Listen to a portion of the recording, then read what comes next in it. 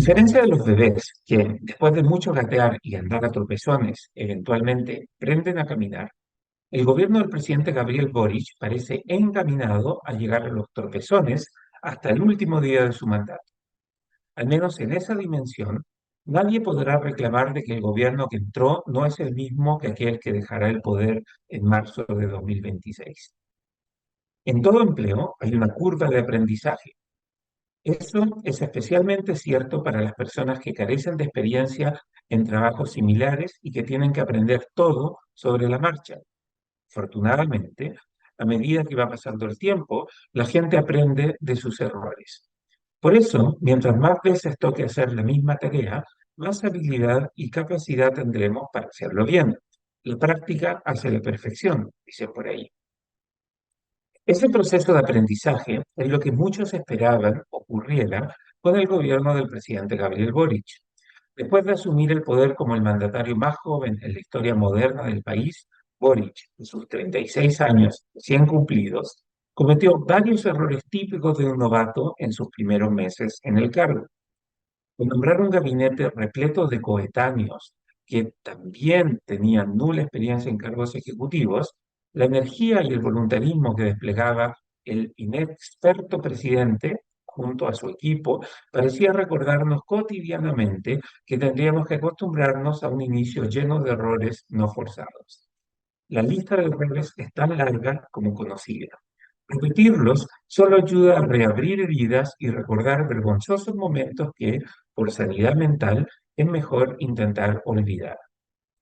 Hoy, cuando ya pasó, con más pena que gloria, el segundo aniversario del inicio de este gobierno, parece imposible negar que la cadena de errores no forzados y desaciertos evitables ha seguido siendo la tónica que ha caracterizado al gobierno.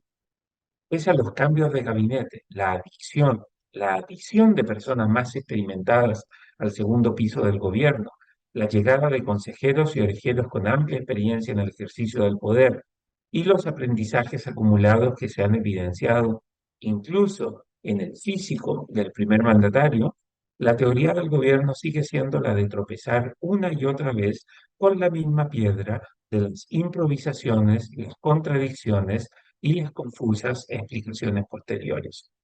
Es cierto que algunas temáticas van cambiando.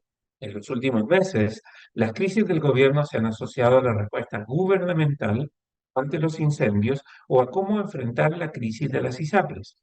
Pero otros problemas siguen siendo los mismos, como la preocupante percepción de inseguridad que existe en el país.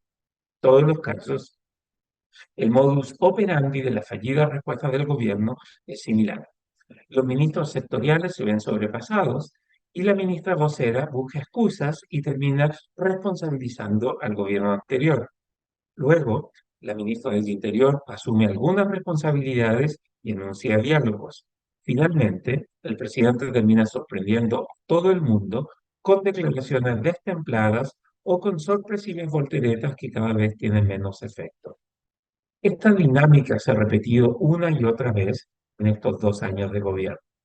En la mayoría de los casos, la presión sobre el gobierno solo empieza a bajar cuando estalle una nueva crisis que cautiva la atención de los medios y de la opinión pública. Así, el gobierno sigue a la deriva, sus prioridades legislativas siguen siendo las mismas que el primer día de gobierno, la reforma tributaria y la reforma de pensiones, y el avance de esas prioridades sigue siendo más lento que el de una tortuga. Cuando los días que faltan para que se acabe el gobierno ya son menos que los días que Boric ha sido presidente, es hora de aceptar que este gobierno no dejará de tropezar.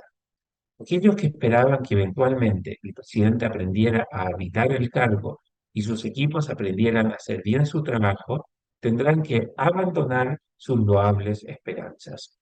El entusiasmo y la energía que el presidente despliega en terreno contrasta con su incapacidad para forjar acuerdos con la oposición, construir puentes con los que piensan distinto y entregar respuestas a la gente que ayuden a generar algo de esperanza de que las cosas todavía pueden mejorar antes de que termine este cuatrienio. Con cada semana que comienza, la opinión pública se entera de un nuevo error no forzado del gobierno, de un nuevo escándalo que se hace público o de revelaciones que nos recuerdan que los escándalos escándalos anteriores siguen vigentes.